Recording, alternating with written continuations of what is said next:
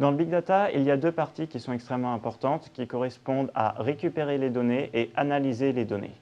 Jusqu'à présent, on savait faire ces deux parties de manière plus ou moins efficace, avec des algorithmes pour analyser les données, qu'on va dire des algorithmes standards, et pour tout ce qui est base de données, les bases de données traditionnelles qui permettaient de gérer les données structurées. Aujourd'hui, avec les volumes de données qui arrivent, dont notamment les données non structurées, on est confronté à un problème, c'est la réunion de ces deux mondes.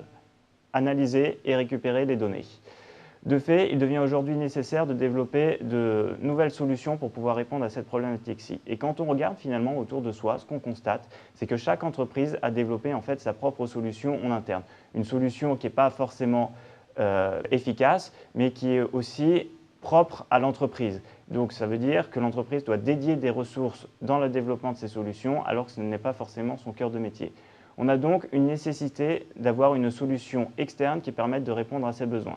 La problématique étant que comme chaque entreprise a ses propres besoins, finalement, on ne peut pas avoir une solution uniforme entre ces diverses entreprises.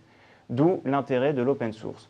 L'open source va permettre de construire une brique commune que chaque entreprise va pouvoir accéder, va pouvoir savoir exactement ce qu'il y a dedans et construire par-dessus sa solution qui permettra de répondre à ses besoins.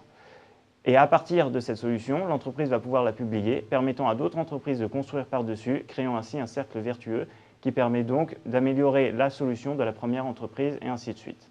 IBM, dans l'open source, finalement, c'est ce qu'il fait tous les jours. Si l'on regarde, chaque jour, IBM dédie plus de 50 000 personnes au développement de solutions open source. IBM a fondé le consortium Open Power qui permet de développer des infrastructures open source sur lesquelles chaque membre du consortium va pouvoir apporter sa propre solution et ainsi développer les infrastructures de demain répondant aux problématiques de big data notamment.